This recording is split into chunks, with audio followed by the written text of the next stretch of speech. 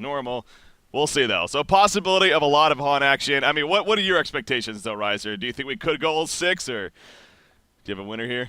It's a possibility. I think DCS hasn't been performing as well as they would have liked to recently. Of course, they were plagued by roster issues, but now, as you can, well, maybe you can't see yet, but I believe they will be good to go here. Mm-hmm.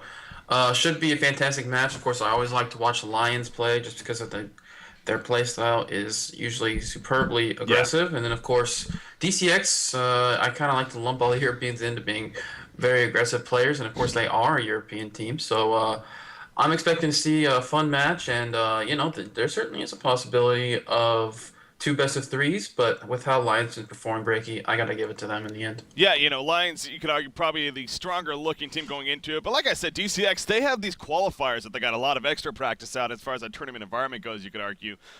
Speaking of that, they did end up finishing fourth place, which honestly was a little bit of a disappointment. There's no doubt you could argue that they were even the favorites going into that event. But there's a lot of quality teams, as we definitely found out at the later part of those qualifiers there. They are going to be going to Diamond nonetheless, just like Land Esports Club, of course. And so both these teams, in that sense, also getting ready for this weekend. But I also wanted to point out, DCX wanted to make sure they actually did defeat Internet Gangsters yesterday, 2-0 in the Ultimate Series third place match. I guess they played that yesterday. So just that. So they kind of have a little bit of momentum that they're working off, you can say, when it comes down to it. But Riser, game one has started. Are you ready? I'm so ready. I'm super Awesome. excited. Awesome. Let's jump in here. We got game number one, best out of three. Our first possible best out of three. Again, if Lions wins this one, it's over. If DCX wins this series, though, we are going to a second one. So who knows? Might have a good amount of Han action coming at you. The picks developing, though. Ophelia Tempest, Predator, Monkey King. As far as the bands, it's been really fun, seeing these bands, man, when it comes down to it. It seems like there is a lot more diversity than the lock picking pick mode with Captain's Pick, especially with the bands. It varies. In this case, we have a couple of junglers mixed up with Predator, Monkey King, Parasite Keeper, Engineer Pebbles, and Master of Arms so far picked up. So, how are things looking? Pretty good. I feel like these bands are almost kind of homework kind of bands, if you want to call them that. I feel like I've seen DCX run Predator probably more often than not recently. They really be fond of that hero. And then, of course, I think Hanskin plays a fantastic jungler, especially that Tempest. He is pretty well known for, I'd say. Mm-hmm. And then, of course, Monkey King is certainly one of that kind of mid melee initiator, stunner type ganker guy that Lions certainly do favor and is quite fearsome in his own right. So I think these bans are perhaps coming out a little due to the situation of both teams going up against each other. And then, of course, like you talked about, there were some junglers actually banned and picked up here. Of course, Parasite picked up by Lions. I've seen them play that quite often and to great effect with their aggressive style. I particularly like Hanskin's rotation when he plays Parasite. He'll usually spend 4 or 5 of his levels in his own jungle, farming up quickly, and then expect to see a rotation from him into the other jungle and try to set up some kills. But of course, Keeper of the Forest, Pebbles, and a Luna, your pretty standard picks, nothing too crazy. And then of course, Engineer MOA, also heroes we see pretty frequently. But the banning phase here just finishing breaking, and we got some more to talk about. Nymph4, Rally, Deadwood, Wretched Hag, Moon Queen, and Lodestone to finish things off. So even banning the Moon Queen in there. DCX, perhaps Lions fearing the Moon Queen still, especially with DCX over here on the Hellborn side, so I'm not going to let them pick that up. But we do see the Scout coming out as a result of those bans, and needing a suicide option, most likely, so Scout definitely fits that role very nicely here. In this case for Lions, something else to bring up. Book is obviously back for DCX. He's been a little sick lately apparently, but he is back and getting ready with his team, of course, for that Han Tour Season 2 Diamond Division, which does start this Saturday. So, back over to DCX side to follow up that Scout Suicide pick. You see the lineup that they have so far with the Keeper, Pebbles, and Luna. So definitely could use a short laning hero themselves, perhaps. If not another, more of a secondary support or a main support even. We'll see what they go with here. But they could get something like a War Beast even, maybe, and get that Keeper War Beast combination. It would mean probably the Keeper jungle, but definitely a strong combo of heroes together.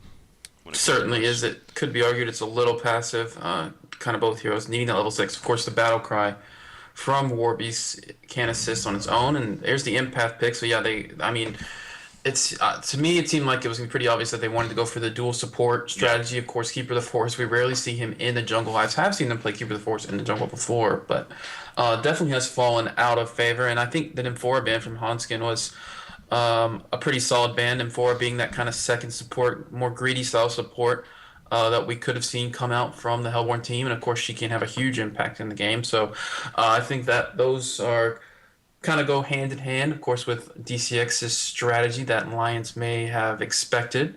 And yeah, Lions lineup is just um, exactly, I think, what they want. Super aggressive. I always like to talk about Jonas and Fan and Hmm. how it's so rare that we ever see him play that kind of passive farming style long lane hero like a Wilds or Warbeast. That's a team like TMSR my favorite because that kind of suits KZ's play style.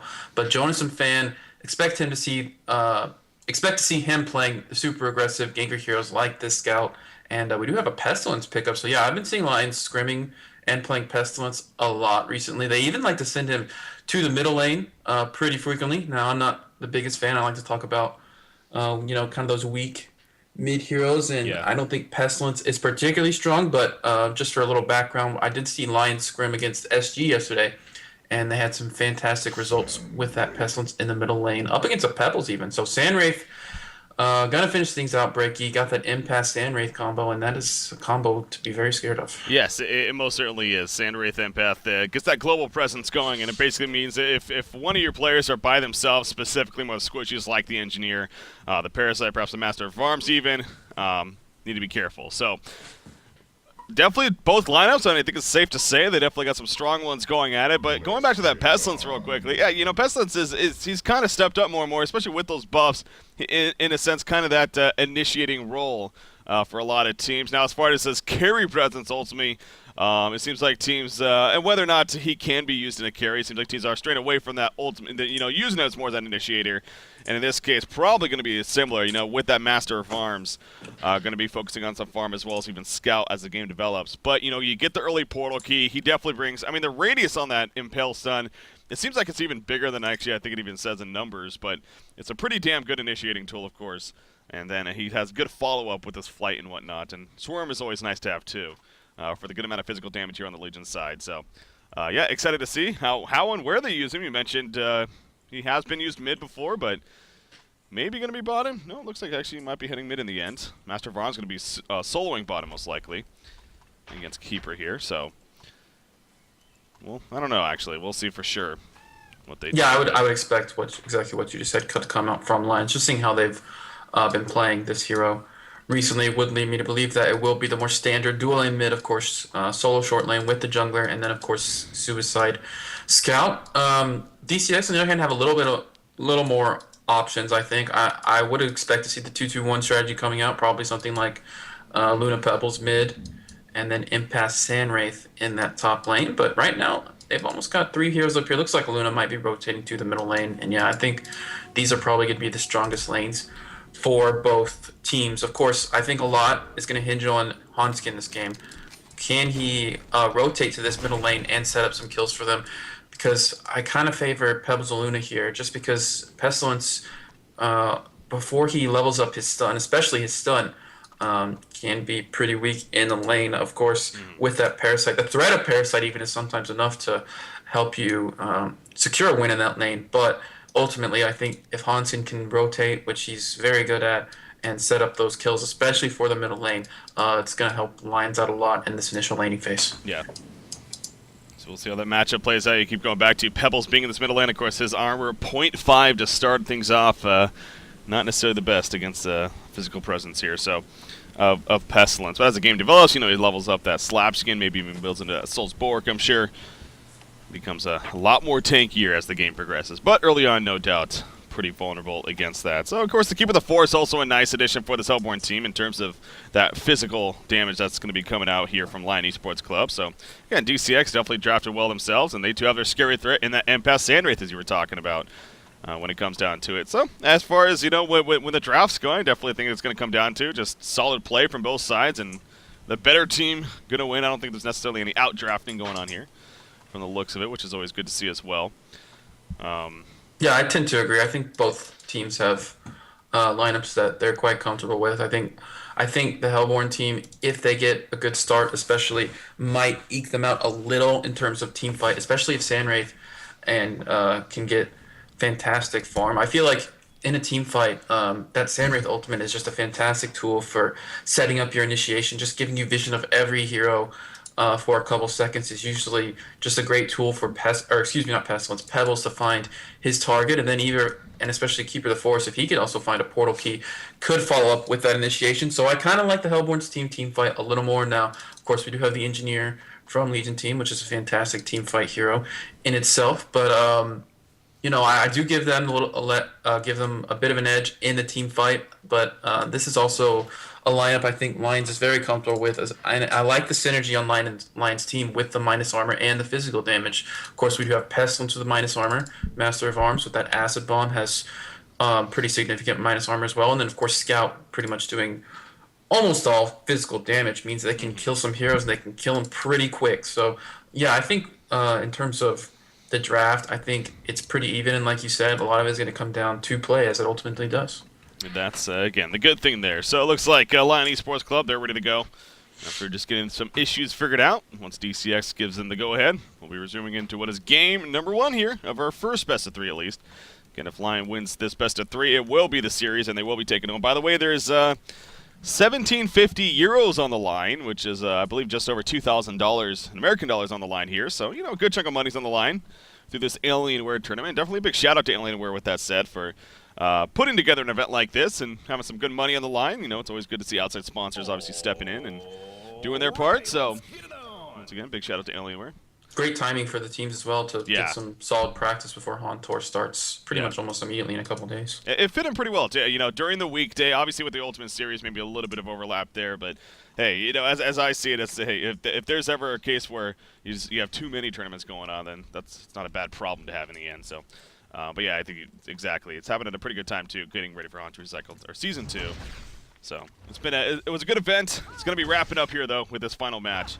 Again, of Lion versus DCX. So, here we are in the middle matchup. You see right away, Aluna actually getting boxed out pretty heavily, and she's forced to walk around to the ramp even before she can make her way back into that middle lane. But yeah, I am intrigued to see how this Pestilence does match up, because we've seen him a couple times since that change.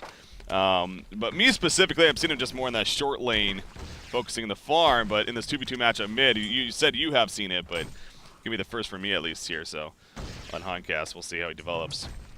Being played by Super KG, of course. Yeah, I mean, like I said, they had some pretty good success with it. I mean, theoretically, to me, it's not the strongest. Yeah, expect him to go for that. I believe he's going to usually go for that level 2 gore. Okay. Now, they did change that recently, so he'll usually put about 1 point in that. And then, of course, max the stun and probably the flight.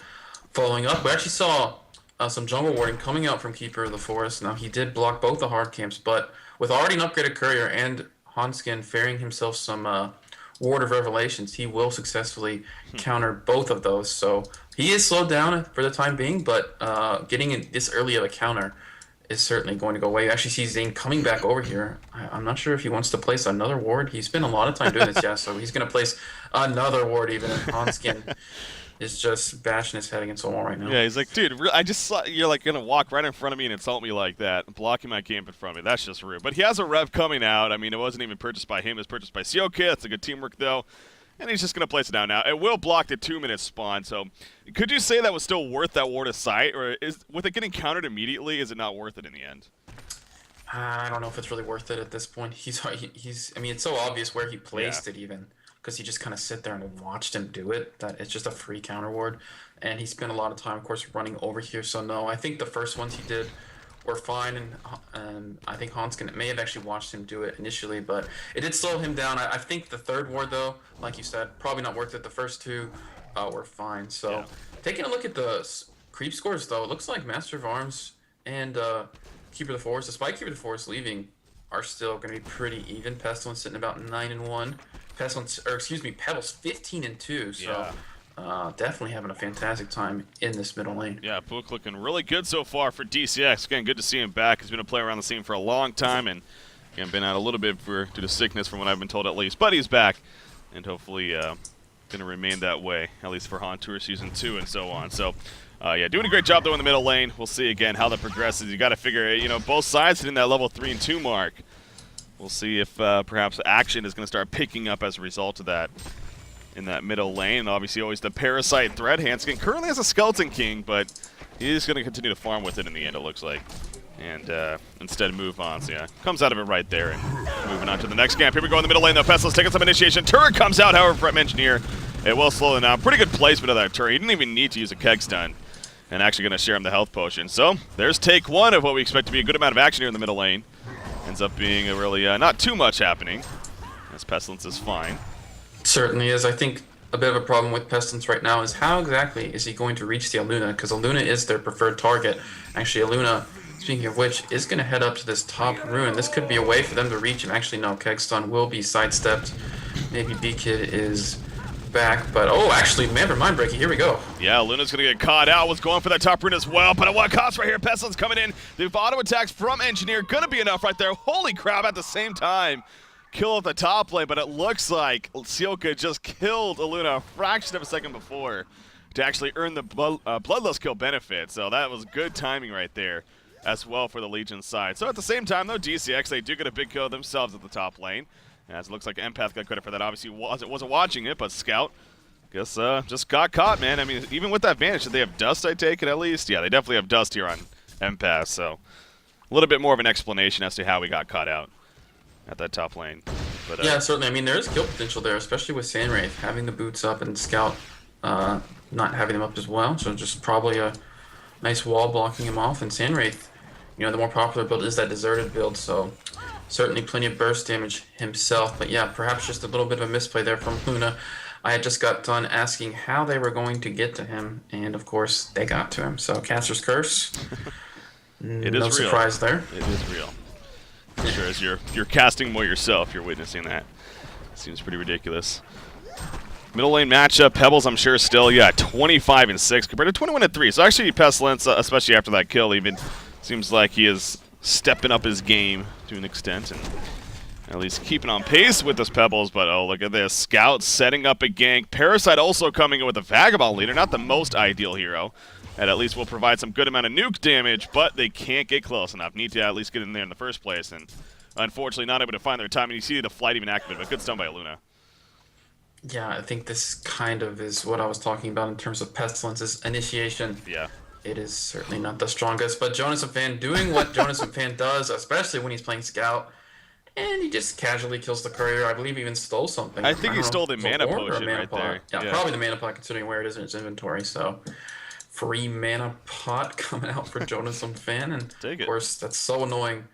Playing support, especially, you see, I don't know where Till is going. Maybe just to refill the bottle, but in the middle lane, could be some initiation as I'm rambling on. They're actually going to dive this breaking. Yeah, they are. Can he get a gore proc? Maybe not even necessary. The Impale does the work.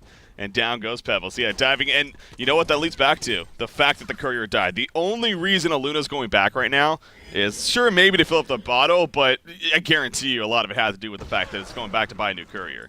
So the fact that he disbanded Pebbles right there left a huge opening for the Legion team.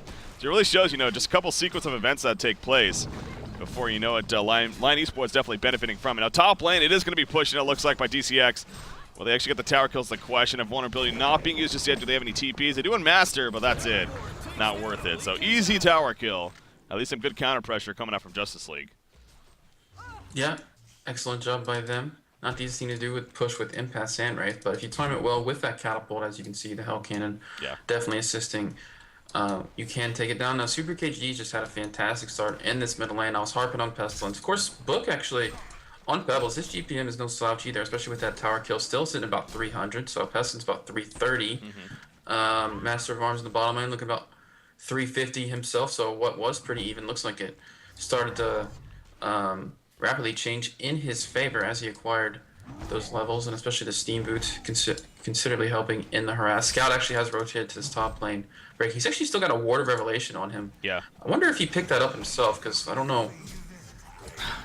Maybe he's just planning to try and counter a lane ward or something. Maybe I don't know, but here we go. Maybe that's what was on the courier instead. But yeah, here we go indeed. Swarm is going to be applied, so they'll get some vision of the real one. Where did it port to? It looks like to the bottom lane, actually. Master of Arms putting in the auto attacks, but realizing quickly he is not going to win this battle, especially with some support coming in. So he's going to turn around. Flensmeister on the run. Samurais chasing. Could this actually be a counter kill? No, it cannot. Keep it the force. He poured it in just a little too late, though. Master of Arms will be fine. So ultimately, they do get Sandwraith to fall back to base, however. I feel like they could stay here and still kill him. Keep it the forest could just mana Yeah. Sandwraith. I mean, even though he has the That's true. swarm, they could have maybe done that. It's actually something they could have done in general. Yeah. They could have used the root and then the Sandwraith ult, and it's probably going to be a kill. Of course, the Master of Arms defensive call. What is it called? Master's Call. Master Call, yeah.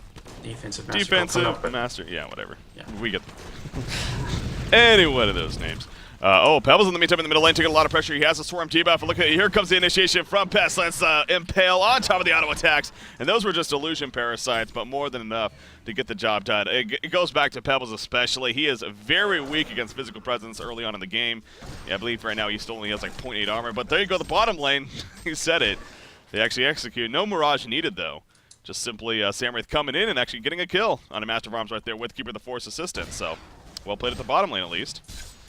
yeah, it's something I've certainly seen more and more of coming out from Sandwraith lineups is how easy it is usually to set up kills like that, especially with the Keeper of the Forest. Just simply go invis, open with the root, and of course the Mirage coming in usually makes for a free kill. But speaking of free kills, they want a free tower kill here, but Hanskin is in position to assist. He does have Dust ready. Of course, Seal Kid is rotating down here, but Hellborn team not confident enough, and probably wisely so, that they could take this tower. So, yeah, good kill. I like to see that Sandwraith. I always talk about aggressive or early mid game kind of gankers with getting their core items, and of course they're displaying good use of it right there. Yeah, he's 1-0-1, has an Energizer now, another item that's going to benefit, and actually running into a free kill right here. Engineer just happening to be wandering through the forest, and sure enough, gets found by both Sandwraith and Keeper of the Forest. So, that's just bad timing for Seal Good when it comes down to it. You now see Parasite still rotating. Oh, he's getting blocked right here. He definitely knows something's up. But in the end, Nature's Veil applied to Keeper, so he's going to stay invis. But, you know, with all this happening too, actually, Empath's running right into Pestilence right here. Gore comes out on top of the Impale. The auto attacks a lot of damage. Another Gore coming out right there. Sandwich coming in. A nice wall from Empath. And actually, Super KG, the one he's going to have to be in trouble. Pebbles comes in. The Chuck, not enough mana for Slag myself. Impale comes out. Parasite trying to finish off Empath. Will get the kill. But now in a little bit of trouble himself for Izzy. Scouts running on over. And actually, maybe could have tried to turn that again. But they don't want to risk it. And they will fall back in the end. So good teamwork coming out for Lightning Sports Club right there. I was going to say, though, you know, Empath has been able to benefit from Sandwraith missing for this time being. Hitting some good levels right here. And also picking up a little bit of farm, but obviously running into death right there in the end. So, slowing her a little bit now. Yeah, unfortunate for her. I think that was just some poor execution by the Hellborn team. Of course, the wall didn't really do much. And then Pebbles missing his stun ultimately helped Pestilence, keep getting confused, to survive. Of course, he is very tanky in his own right. With that, Steam Boots completed and Mystic Vestments and 800 gold as well. Actually, in the top lane, Scout could be in a lot of trouble here. Marksman shot. He's trying to go for the marksman shot, but it's not going to happen. The stun from Empath, you could tell he was totally going for the marksman shot right there to finish him off, but he got stunned by the Empath Essence Link. And actually, they turned it around. That was obviously a pretty ballsy play by Scout right there, but he did not know Empath was right there. In the meantime, in the middle lane, Keeper of the Force root coming out right here. Empath jumping inside of Sandwraith. They pick up the kill, and Engineer going to take out the energy field. A double tap happening on top of that. That's obviously with the Scout kill already working off of that. And all five of them still alive. Parasite getting very ballsy here. He is going to be fine in the end. But Hanskin kind of diving into no man's land, really. So the movement continues here from DCX, and you got a Sandwraith right now that is 4-0-1. On top of his creep farm. He's at 410 gold per minute. Not good news already for the Legion team over here. No, it certainly isn't. And I really can appreciate Sandwraith's movement right now. Just setting up kills in every lane, it seems like. And Jonas and Fan, as he sometimes is wont to do, pretty high risk, high reward player. Went for that solo kill, but unfortunately Empath was there to support his Sandwraith. But yeah, pretty good start from the Hellborn team. Of course they are. If you look at the gold and XP, they're still down a little. I mean, a lot of that, you know, we often talk about the impact a jungler has on gold and XP, so I think that's probably the difference right now. But yeah, it would have been nice if they could have picked up that Pestilence kill in the middle lane, but Luna actually missed his power throw, and Pestilence sped on out of there. But we could be looking at another kill in the top lane, Breaky. Yeah, bottom and top. Bottom lane, they're trying to set up with Keeper and Luna, but not going to find that opportunity. But back to the top lane here. Here we go. Scout continuing to give them information. Pebbles nearby. Oh, the courier! Another kill happening, this time on the Legion's courier. It drops that ward aside on the ground, so both teams in the end will have to invest into a new courier. But the top lane, you got both Sandwraith and Empath. They're going to fall back before anything happens right here. They just simply got some good read going on there that something was up. And, well, their spider senses were correct right there. So they fall back before too much danger happens. In the meantime, though, again, the Legion team for the time being going to be without a courier currently. So we'll see when they're able to pick that up. Master of Arms not going the Energizer route here. He builds a steam. He has a lot of build-up, but no Energizer build-up. Going to the bottom lane to continue to farm. Are you a fan of that, Flintsmeister passing up the Energizer choice? I am and I'm not. I think there's two different parts of a breaky. This looks like it could be a Sandwraith gank in the bottom lane. Actually, I don't want to go into my spiel. Yep, here we go. There we go. You called it right there. In comes the Keeper, redeems the master's call, but the wall from Empath, who's inside of Sandwraith, of course. And that's just the power of that combination, man. Obviously, a Keeper root helps big time, too, to set it up, but Empath porting inside of Sandwraith, gets support with him. That's just...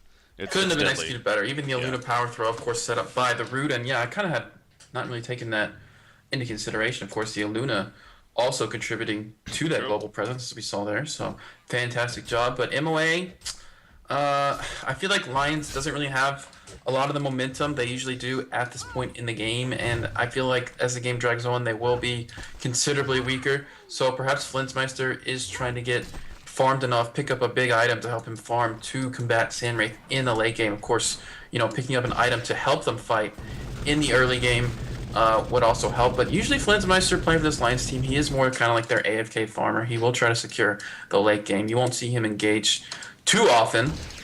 He'll usually be farming while the other four are fighting. So if they plan to fight soon, which I don't know if they are, because Pestilence needs the portal key. I feel like they're lacking core items to take a team fight right now. Having an Energizer would be good, but in the middle lane, could be Engineer trying to get in there. He did not have mana for the energy field. He actually did, but he chose to throw the turret first. I think he kind of could have energy fielded, actually, maybe caught Empath, but chose to save it in the end. Parasite taking over creep right there. And yeah, the Hellborn team, they are full force, ready to go. Mirage not up just yet, 30 seconds more of that cooldown. But plenty of threat is still here, especially with the Keeper leading the way. You got Master of Arms charging in with the Energize. This is sure enough picking that up. Going to go on a Keeper the Force. Aku comes out. Parasite running in. Where's Pestilence? He finally flies in right here. Getting blocked by the wall initially, though. Doesn't have the portal key, of course. Marksman shot to help finish out Keeper the Force. And now the chase on a Sandwraith is just a little bit too quick, however. Pestilence, even with that flight, cannot chase him down. It's level 3 flight, so nearly maximum coming out right there. But Sandwraith is going to be gone on still. He's stuck around. That could cost him in the end. Impel comes out. Again, the minus armor from the Swarm also doing its own work. Sandwraith, the core proc comes out as well. Down goes Sandwraith, and now Empath. He's going to be collapsed on, and Empath will fall. So the Legion team most certainly coming out on top of that fight with the way it ended. Sandwraith, you know, he chose to kind of go back in right there. Not working out. I got to say, pretty poor strategical choice for DCX. I mean, Pebbles was in this bottom lane with no mana farming the whole time. And it's not like he was farming the jungle where the Legion team doesn't know that for sure and are less hesitant to dive. But, in the middle lane, I missed that. Aluna got taken out. And where's Sandwraith porting? Okay, he ports to the bottom lane. Holy crap. Gonna find a solo kill, so that kind of made up for that botched team fight. But yeah, like I said, Pebbles was farming bottom that whole time and just gave Legion a lot of information about what they were capable of there. Oh, Pestilence just missed time in the auto attack. The tower does fog, and it was difficult, but in the end, the Hellborn team gets credit for that bottom tower kill, and Sandwraith will continue to push it up slightly. Obviously, he's working off the Energizer helmet of the Black Legion. We'll see where he goes from here. Obviously, the Mocker Brilliance tends to be a very popular, and for good reason, pick up on him. But maybe with the way this game is going, I mean, they're continuing to be pretty aggressive themselves. Could you see Sandwraith not going for the Mock here, going for perhaps something like a Firebrand, a little bit more aggressive earlier on, or you still think the Mock is I'm a pretty big fan of the Mock. I don't know if it could be just personal preference. Actually, he's going to escape being detected here, just barely. Scout is pushing the top lane, but yeah, I still would love the Mock, especially versus Pestilence. It's going to be hard for the Legion team to really initiate without that Pestilence portal key, and like I said, it just gives you so much more initiation, even power. And Scout may take out a Luna here in Breaky. Yes, he will. So kills all over the place. Trying to talk here, but we're talking about Lions here, so stuff is probably going to be happening. That's why you need a point of that Deja Vu, man. Get Deja Vu, you can disjoint that marksman shot, but no. But it's also it's just a Scout as a play. I mean, whether you're playing or replaying again, it's kind of funny that knowing that it's coming. It's in that case, Luna's like, well, I'm pretty much dead. She did dust just before to actually get dust on him, so maybe set up a turnaround, but so that was a good attempt at least. But yeah, it's just like, okay, well, I'm just going to accept death in the end. Not much you can do about it, so marksman shot, a very powerful tool. And speaking of Scout, he seems like he's working towards trying to finish off that shrunken head of his, I would think, sitting on that mighty blade. Of course, Brutalizer is also a popular pickup on him, but seems like Shrunken Head probably the better priority, at least, when it comes down to it. Shrunken Head versus Keeper, pretty necessary. So. Yeah. Would be pretty surprised to see the Brutalizer come out, but oh, okay. Oh, I've actually seen him do this before. He likes to get the Mighty Blade, I think, just for the extra health. And what did he go for? Yeah. Oh, okay, Abyssal Skull, yeah. Yeah, he just got the Abyssal Skull, so yeah.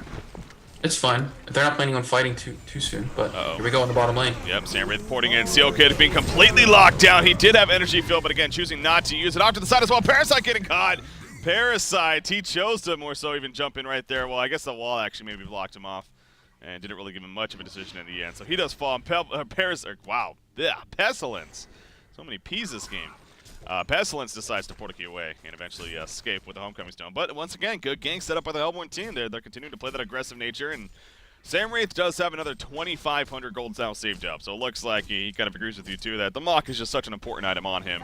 Still going to prioritize getting it. And the fact that you can keep up that aggression and still get it in the end is not good news for the Legion team, I think is a good way to put it. Knowing that he's going to now have that come the near future if you don't stop him is pretty intimidating, I'm sure. So you got big items, though, coming up here for the Legion side. Not only the Shrunken Heads on both Scout and Pestilence, most likely, but 2,100 gold millers saved up on Master of Arms, so we'll see where he goes at this point. He's going to be, nope, another 2,000, so not the Firebrand, at least, just yet. Do you think a Shrunken Head on him as well is just priority, or something else? I might even just like to say get the Geometer's Bane to help you farm.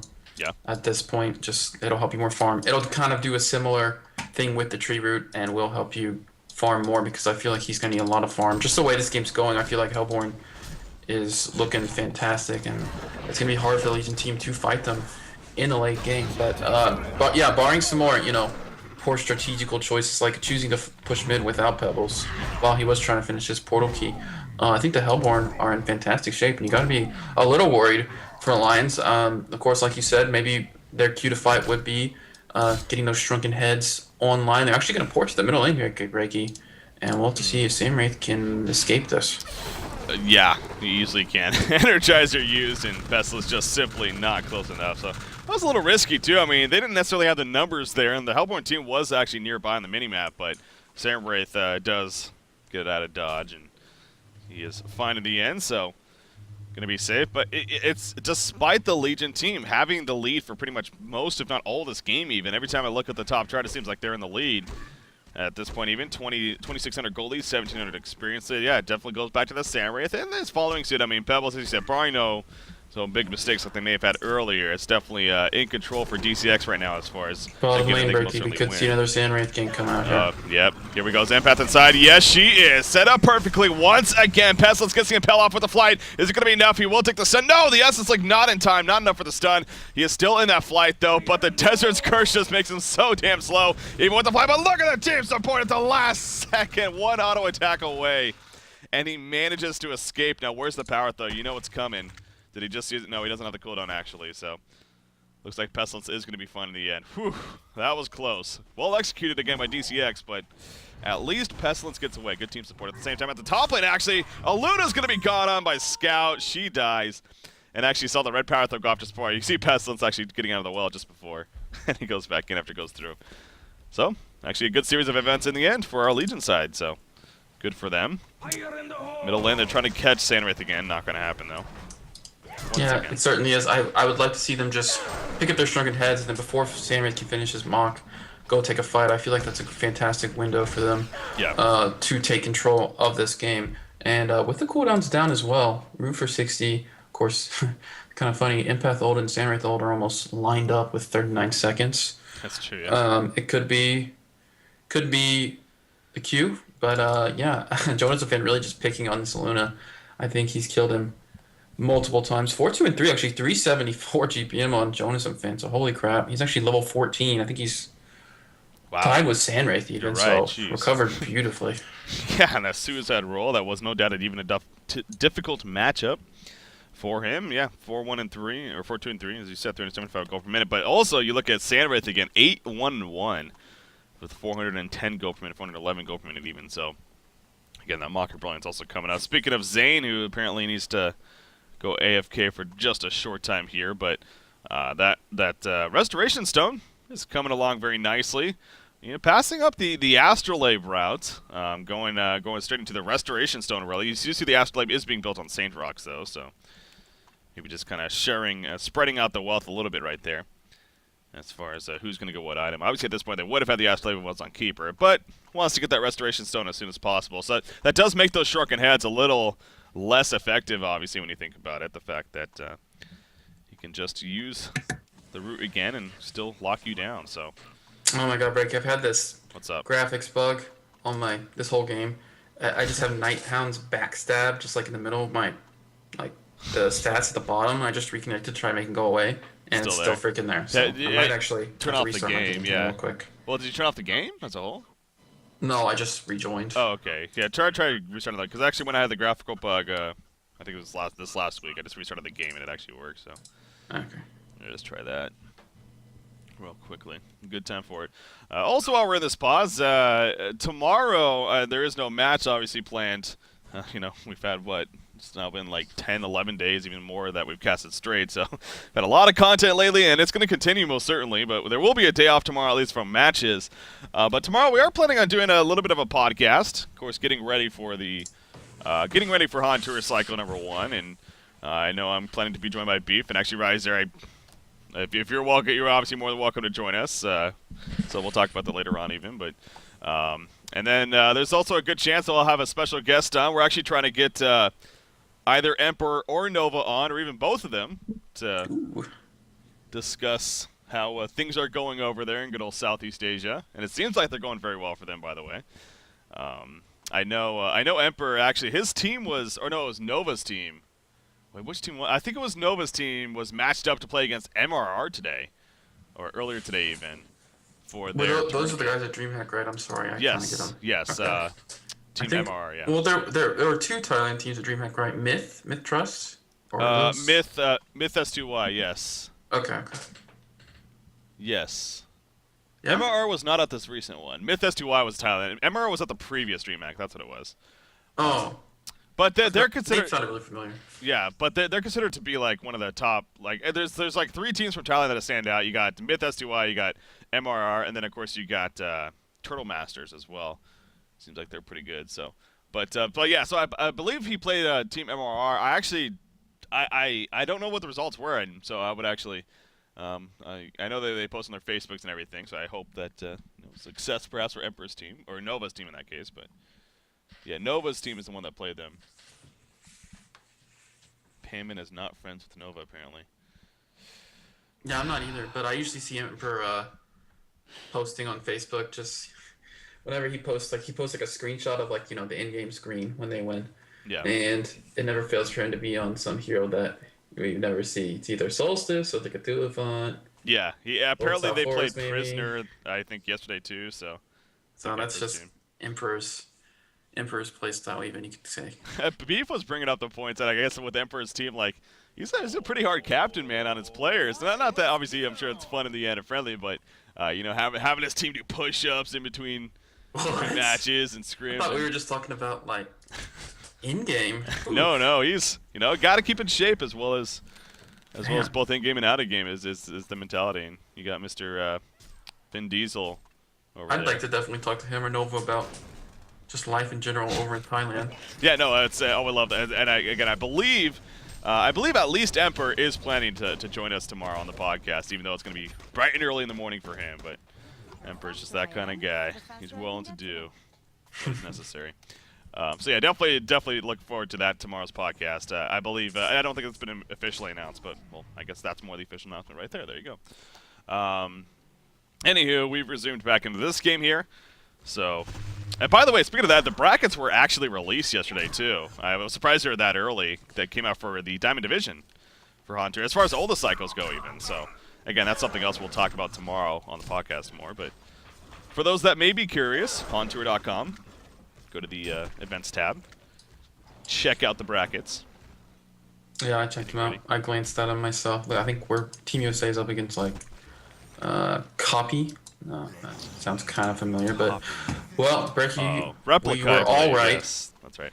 that Sandwraith actually has Yep. opted to go for that Sword of the High. It would have been kind of weird if he pulled up that much gold, but Scout, by the way, also finishing the Shrunken Head, and Scout, maybe, nah, he's, I mean, I don't think they can really kill him, but yeah, Sandwraith about 800 gold off that Mock of Brilliance, and Scout finishing the Shrunken. I think Pestilence is closing in, so Yeah. I talked about that maybe window before he got the Mock, but don't think it's going to be happening for Pestilence and Scout. Oh, But look at they that are kid. posturing pretty aggressively in this top lane. We could have a skirmish up here. Scout wants to, man. The electric guy is actually going to be destroyed right there. Can actually explode it in time, but Keeper of the Forest, though, he just finished that Restoration Stone. And what do you make of that? Again, he passed up. Oh, actually, hold on. Thought, though, in the top lane. They're trying to kill Samwraith. Will it be enough? He can't use his ultimate because of the silence. Scout is chasing with that offensive master's call, but he just can't find him. He has his marksman shot, but he just couldn't find him. Again, as a spectator, it's hard to understand what Scout's seeing there, but clearly it was just constant fade to black. And in the end, Samwraith does make his getaway. That's got to be frustrating, man. They figured they had a sure kill, but Sandwraith is slippery, man. Both the Desert's Curse and that Mirage, which he didn't even use in the end to help him get away. So a missed Yeah, kill not the opportunity easiest there. hero to gank, but yeah, probably a missed opportunity. I think they probably could have secured that with a little better execution. But he will escape. That would have been a big kill too before, delaying the Monk even. Would have been pretty important, but unfortunately for Lions, they do not get it. You see Pestilence in this bottom lane, continuing to farm what we assume would be a Shrunken Head. Probably not a Basher, but could be. Who knows? Master of Arms, by the way, did also opt to go for that Shrunken Head, so 3 Shrunken Heads. And Yeah. there's no time like the present, I say, when you just finished 3 Well, brand new Shrunken Heads. if you look at Keeper of the Forest, though, again, he just finished his Resto Stone. So like I was saying earlier, it's like you got these Shrunken Heads. That's great, but there's still a good chance that you could be locked down even with the Shrunken Head activated now after you use it the first time. So the Keeper of the Forest is clearly prioritizing that, and it definitely could pay off in the end when you look at it from that perspective, at least. But I did want to get your opinion on that. I mean, do you think that was it, or his choice to pass up the Astrolabe? Again, Empath is going the Astrolabe, but he went into Restoration Stone a lot quicker than other keepers do. Yeah, I think it's fine. I feel like a lot of it has to do with just how the game has been changing recently. It's less 5-man push and just these small skirmishes and gank setups that usually dictate the pace of the game. So obviously the Astrolabe is a fantastic item for that 5-man kind of train style, but in this game, I would say it's been more just about the ganks the heroes have been able to find throughout the map and the skirmishes. Not a whole lot of 5-man train pushing. So yeah, I think it's perfectly fine. I even would like to see him just pick up the portal key here. He is pretty squishy though, with not a whole lot of stat items. Of course, he still does about 1,400 health, and with the portal key, he will be able to play much more defensively in the team fights before he can pick his spots where he actually wants to root instead of being kind of forced to just run in. So yeah, I'd like to see the portal key next, and then of course just rushing that Restoration Stone also kind of tells me that they're quite willing to take it to the late game. 27 minutes into this game right here. I mean, it's still, again, the Lion Esports Club, they still continue to be on top. In fact, it's even growing to an extent. Sandwraith, is he porting in? I don't believe he is in the end. Yeah, he actually stays back. Did a good amount of damage into here. Could have probably killed him, but it would have been a big dive right there. And obviously chose not to take the risk. So everyone's staying alive. I was going to bring up the... Oh, yeah, but the leads. It's still a 2,600 goalie right now, 3,800 experience for the Hellborn, or the Legion side. But, the more I'm looking at it, too, you realize, well, a lot of that probably has to do with the fact you got your 2 supports over here on the Hellborn side, where it's more so the 1 in the Engineer and obviously Parasite. Being in that jungle, the 1 now a little more active, is able to get the higher levels and gold in the end. But, so... The main picture, though, you got your top 3 heroes for either side, and actually the Hellborn team, you could argue, is even a little bit further ahead, obviously, from that perspective. So the Mocker Blade is finishing on Samwraith, as you put it, of course. Pebbles, holy crap, 3,500 gold saved up. He's going to be going straight into the Shrunken Head at this rate, you would think. It is going to jump Scout. No, figures he just doesn't have enough damage, especially with that Shrunken Head. Even after the fact, I guess, might not be able to get it off. But still, doesn't figure he has enough. We might need to... Okay, he's out of mana, actually. Uh-oh, Pebbles might be the one in a little bit of trouble now. Scout's going to open. I don't think a kill's going to happen, though. And he'll make his getaway in the end. So, What was I going to bring up? Oh, yeah, the Shrunken Head choice. Oh, my God, they're chasing Samurai, though. They're going to chase him. Swarm comes out, and Pale already used. Can he get a Gore proc? Can he get a Gore proc? Yes, he can! Right as it does his curse, the keg shot will connect. Where's the energy field? They need an energy field here. Yes, it does go off, and Flensmeister gets credit for the kill. That's why you pick a hero like, I mean, RNG, sure. It's random in the end, but that's why you pick heroes like that sometimes, is you hope for the best, and pay it off right there. Yeah, it certainly does. You know, 25% chance it's going to happen sometimes. Not really worth complaining about if you're on the receiving end. It's got to happen sometime, and Yeah. it happened there. So, yeah, big kill for them for sure. And without a buyback, they definitely are probably going to get this tower pretty freely. At the same time, Scout wasn't even there. He's actually in the top lane. And, yeah, you see he has picked up that Firebrand, so definitely going to go towards the Geometer's Bane. Probably because of the Resto Stone Keeper would be my guess. I'd imagine MOA of Arms would probably be in a similar disposition in terms of his item progression. Yeah, I like Pebble. Excuse me, God. Pebbles definitely needs the Shrunken Head, especially versus this Engineer. So yeah, definitely a good pickup for him. Probably wants to work on something like a Bulwark next. Pretty standard, not terribly exciting. I mean, he could have gone for the Bulwark to give him a little more farming power. I think the Hellborn team is, as the game has progressed, it seems like they're just willing to go into the ultra late game where like I've been talking about earlier, I feel like they have a pretty significant advantage. So, but if the Shrunken Head at the same time is fine, not going to be the biggest deal in the world. If the Legion team does decide to push, you will have access to that. I was going to say, though, yeah, what about, with that said, obviously, sacrifices going other, like that Soul's Bulwark, eventually into even Demonic. I mean, we're dealing with a pretty physical damage team here on the Legion side, and obviously the minus Harbor potential, so you still even like it over the Soul's Bulwark? Yeah, I think so. I feel like if Legion team does decide to play pretty aggressive here, having access to it will go a long way into the in the team fights, and then of course he will have time to just farm it up here if they don't push. So yeah, this game has been kind of quiet actually for these two teams. Usually they're quite aggressive, as I keep pointing out, but only about 20 kills in 31 minutes. So it's kind of the game where you can be a little more like greedy with your item choices. I agree. Like the Bulwark would have worked fine, wouldn't have hurt anyone in the end, but Shrunken Head is a little safer, and Parasite actually gonna get in this catapult breaky. Will they be able to run him down?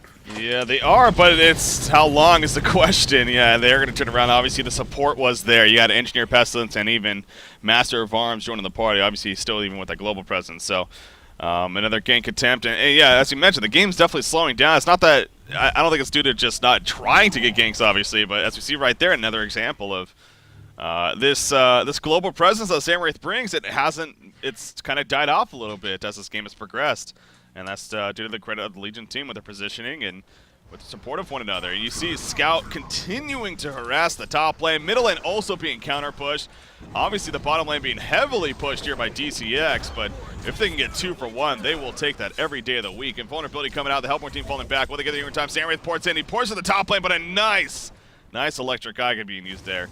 And it will silence Samwraith from doing much else, so... Scout makes his getaway. Pestilence gonna fall back as well. You do have Parasite here, but yeah, he's gonna port out before they get here in time. So the top tower is denied, and the middle tower gonna just remain, it looks like. So, but they did get a tower killed in the end. At least got something out of it. And the golden experience, it does increase. And actually, Soul's Bulwark just finished there as well by Pestilence, so another big item pickup for him. You know, I was also gonna say, and actually Master of Arms might be doing it instead. You could argue maybe going something like a Nullfire Blade over the Geometer's Bane. It does accomplish the same thing in the sense of getting out of the second root or the first root or whatever. And also it can be good a DPS on him, on especially someone like a Master of Arms. So could you see that, or do you still think the Geometer? Yeah, Well, you're exactly right. He just picked it up, so that's actually true. I always forget about that. Usually the Geometer's Bane is kind of the go-to staple, but yeah, we have been seeing that more and more. People just opting to get the Nullfire Blade instead. Now I feel like they have plenty of damage already, but a little more wouldn't hurt. I don't think the Geometer's Bane or him having to live in these team fights will be. He's probably not going to get focused too hard, especially with the Shrunken Head. As long as he can get out of the root, he can probably kite Sandwraith pretty effectively with the Shrunken Head. He won't be slowed, and of course he Energizers. So, yeah, perfectly fine with it. Definitely a viable pickup. As long as he can get out of the root breaky, I think he's going to be good to go. Yeah, that's what matters in the end. So, and obviously the big benefit of going no fire too is the cost efficiency. It's nearly 2,000 gold less, as you can see there. So it's a lot cheaper, to say the least. Get it a lot quicker. So he has that now, at least the level 1 of it. The Codex being leveled up here by Hanskin. It looks like it's level 3 now. And actually, I think level 4 is even on the way. So that Codex getting close to that 5 mark. Samwraith has slowed down a lot, man. I mean, this is a Samwraith who was, I believe when I mentioned he was 8-1-1, that was something like 20 minutes into the game. Or very close to that. We're now 33 and a half, really 34 minutes in, and he's 8-2-1. So he's basically gone 0-1-0 since then. As far as the early aggression is concerned. So that just goes back to the point again. This game has just completely started to slow down. Okay, they run a Keeper of the Forest. Look at that reaction by Seal Kid. We see Samwraith. Is he going to actually port it? No, he's not. There's a quick kill on the Keeper of the Forest. And ends up just being that. Samwraith, in the meantime, he scouts out the supporting cast. In the background, Samwraith did come in, actually. But not going to be able to be here, and the Legion team is still chasing. They catch Pebbles. Samwraith cannot port in, of course. He doesn't have the ultimate. The shotgun goes up, but that physical damage still a big threat right here. Oh, it gets the portal key off somehow. Wow, the team was kind of focused differently right there. And instead of actually trying to finish him off, they were picking off the tower. So Pebbles will get away, but they do get the tower kill in the end. Yeah, I thought he was dead for sure. Holy crap, the Shrunken Head. And then, of course, the combo in both of them and just kind of juking into those trees.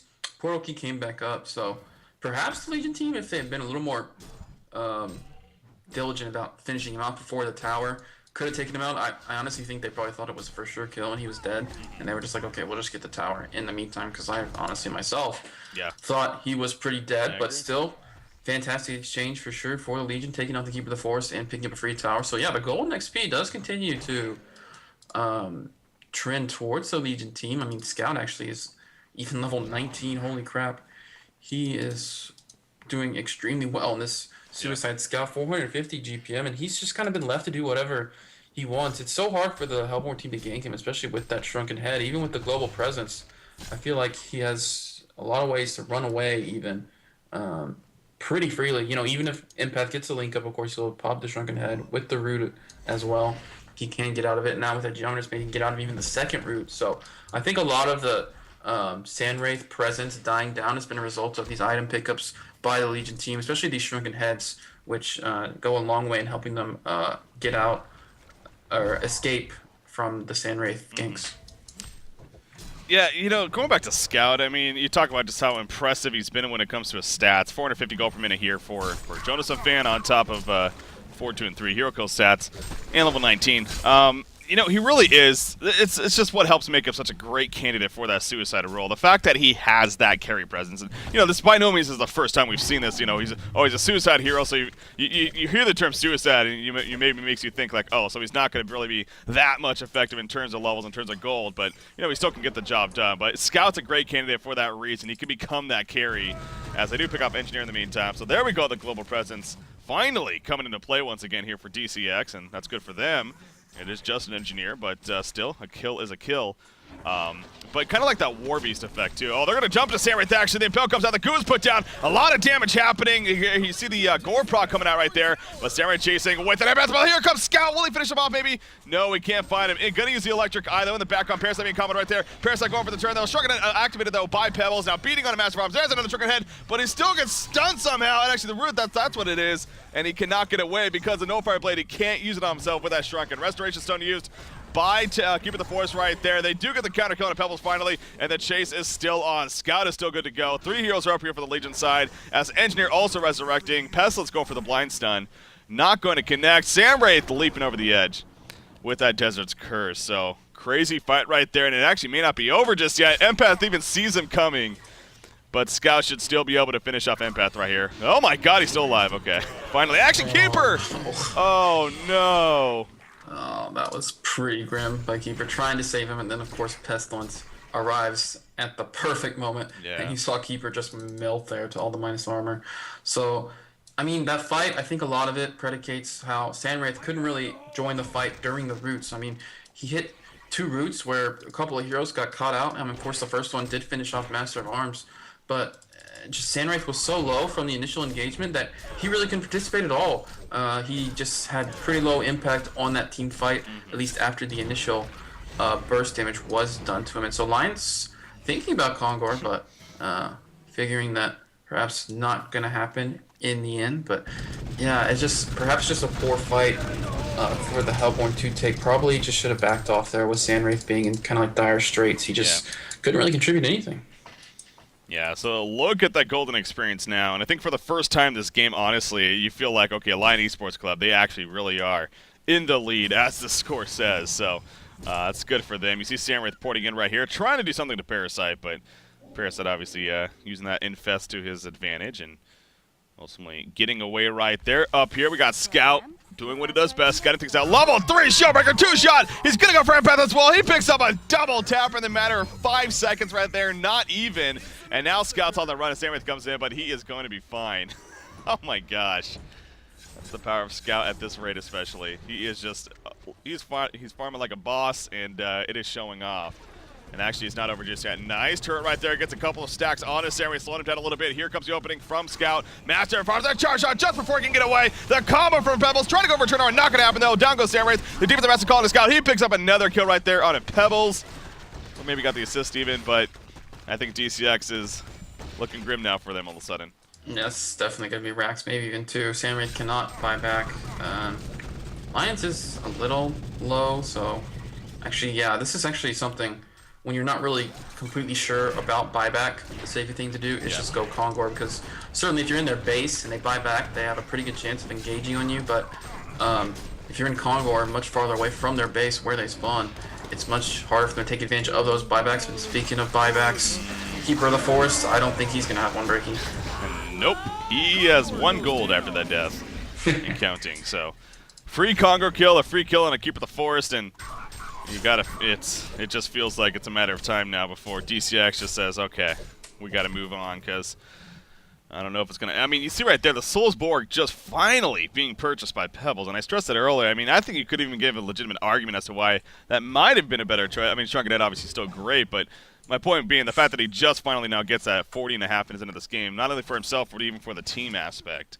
It hurts. You have a Pestilence dealing minus 18 armor by himself. You have a Master of Arms assisting with his goo on top of that, and you got Scout hitting with a level 3 shield breaker on top of it all, which is just ultimately just so much physical damage coming out by the Legion side right here. So armor is definitely important here on the Hellborn side, and just doesn't seem like it's been the most as a whole. So they got it now. He's gonna keep it defensive as you would expect. But, you know, it's one of those cases, this is a little bit too late, and yeah, St. Rox thinks it is. Scout finds him once again, and free kill. Yeah, not a whole lot you can do about that as Empath, just kind of running around in your base. Well, not in your base, but pretty close to your base, and there happens to be a level 24 Scout there, so in terms of your chances of surviving, slim to none, and we could see a fight maybe in the middle lane. Oh, here we go, Ricky. Yep, the great catch. He's going to go right for Pebbles. Pebbles gets the Shrunken Head up, but the double damage. No, that's off of the Master's call, but still, you just see the damage output. Absolutely absurd. He says Shrunken Head. I do physical, bitch. I don't care about that. Sandwraith being chased in the base. The Impale sound well connect. He has a Shrunken Head, but couldn't get it off in time. Hat trick, and DCX, I think it's time to throw in the towel. Yeah, I think it is. I was talking about how I like DCX in the late game, but I took for granted the Jonasum fan factor playing the Scout. Yeah. And I didn't expect him to have 550 GPM How and dare you. two-shotting even the cores on the Hellborn lineup, but that's what happened, and like you said, 34k, 27k. This is looking pretty grim for the Hellborn team. Yeah, and you see right here, I mean, it just continues into the base, and Empath falls. Yeah, this does bring up a point, as still not conceding just yet, but, well, what is it from a player perspective? I mean, obviously, you've had wins and losses, and you've been in situations like this, like yourself, in the case of DCX, right, I'm sure, before. It's game number 1 of what could ultimately just be one best of the 3 series, but it's just game number 1 with that said. Do you feel like it might hurt your mentality if you stick in a game like this, or is it really just not a big deal in the end? This game is pretty much over, Ricky. I mean, yeah, I don't know why they're still in here, but they want to give it one last shot. Maybe it's the finals, but yeah, I mean, at this point, and it kind of sucks because they had a great shot at winning this game, I feel like. Yeah. So that probably doesn't help their mentality, but yeah. I don't know. It's team to team, I'd say. Perhaps personally, my team, we probably want to get the hell out of here. So I'll put it like that. Gotcha. Gotcha. Well, DCX does oblige in the end, and they say, okay, it is enough. So, Lion Esports Club deservingly so taking that first game, and you put it at the end there. I mean, the Jonathan fan effect, basically. He did a fantastic job at that suicide roll, and it goes back to what I was talking about earlier too. It's this hero. Obviously, he has several reasons why he's such a great support or suicide, excuse me, but. On top of it all, the fact that kind of like that War Beast effect, he can be your hard carry in the end. If the game calls for it. And this is definitely a game that definitely called for it for Lion Esports Club's sake. Because, Flensmeister, his start wasn't necessarily the best. And Pestilence, you got the poor key, but he, too, is not really someone you're looking to build into that hard carry. Want to be more that initiator, understandably. But Jonas Fed said, okay, I'll step up, I'll take the farm, and eventually take over the game. We saw by the end there, I mean, 2-shotting, 3-shotting supports, nothing they could do about it. And it was a mix of that, but also the global presence from DCX, it died off a lot, man. I mean, you could argue maybe that was just great play by Lion Esports Club, but I don't know, there was a good 10-minute window there, 10-15 minutes, where it just seems like there was no kills from that global presence all of a sudden. Even with an 8-1-1 Samurai start, she finished the game 8-4-3. So, yeah, didn't work. So... Well, anyways, anything else, Riser, before we move on here?